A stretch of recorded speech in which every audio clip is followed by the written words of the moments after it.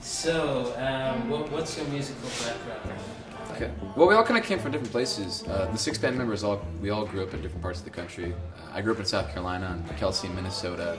David grew up in Denver. Corey grew up in North Carolina. Stephen grew up in the Philippines, and Marcus grew up in Texas. So we all kind of had different backgrounds, whether it be from country or hard rock or just classic American, John Mellencamp or all that kind of stuff. Our influences kind of just come from the fact that we're all 6 people from different places, all put in one place. Have you found your music has changed as the older you get?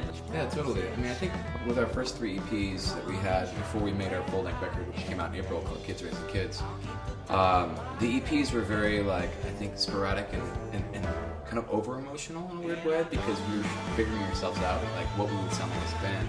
But with Kids Raising Kids, when that record came out in April, I mean, it was a culmination of 2.5 years of touring, of being on the road and experiencing each other, completely to the max in every possible way, living in a band together.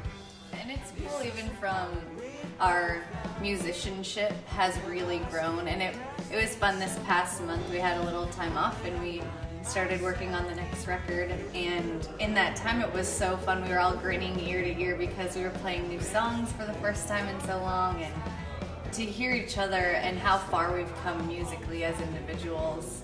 It's really nice, to hear, new drum ideas from David and new lyric ideas from, Gabe and I just shouting out new things, and we're like, wow, this is really of a different caliber as it may have been a year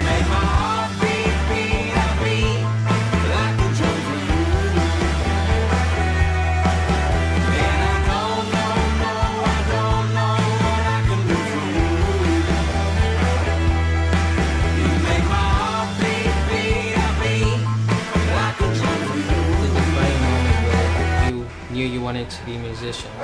What set it off for you? I think I'm still figuring that one out. I think we constantly are reminded of the power of music and how much it impacts people, because they bring it into the most sacred parts of their life, like driving in the car by themselves or in their bedroom or in their earbuds when they might be having a hard day or a really fun day with the windows down. And to know that those moments people are inviting art into those moments is so sweet, and to know that this process is leaving a footprint behind when we're not here is absolutely incredible. What advice would you give to a younger version of yourself? It's a good question. I think Kelsey and I talked about it the other day, that one of the things that we both received was this immense amount of wisdom from our parents.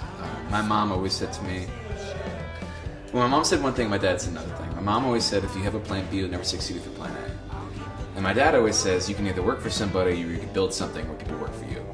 And and to me, I think that was something, it was both of them came with hard work and discipline and an immense amount of drive and confidence in yourself, knowing that you might not be the best, but you can achieve something if you work hard enough, and you can become better.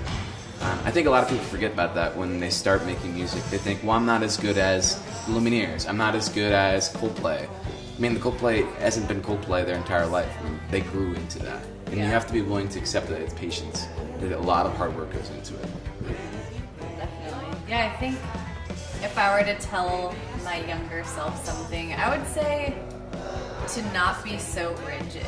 I think there's this beauty in balance, in not being too hard on yourself, not having these crazy set in stone expectations, but to be flexible, to go with the flow more often, because as you work hard, even though you're, going for it 100%, there's still so much that you can't control. So it's being okay with, not getting into the festival you really want to the first 2 years of applying, or, having your single, do great and celebrating in the great times, and really just being okay with the ups and the downs in every single day, because every day is so different.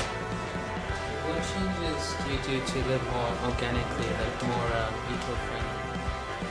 Yeah, I mean, it's really tough to swallow the fact that our career does leave a very big footprint. I mean, diesel vehicle, which is actually a lot more environmentally friendly in the long run. Carbon emissions. Carbon emissions are lower. We try, it's just living a little more simply in the everyday things, whether it's, in your to-go box, like choosing the least amount of cardboard that you can, like recycling, as they say. We try and recycle when we can. We're using tote bags. You get a lot of tote bags from festivals, so we can use those for groceries and lots of things. At the same time, I think we're starting to switch from getting tons of bottled water to getting these large, like 3 or 4 liter bottles that we can refill and keep using. I've been using it a lot more. It's actually better. So. Yeah, we're the Kopecky Family Band. Thank you for having us. And happy holidays. Happy holidays. Happy holidays.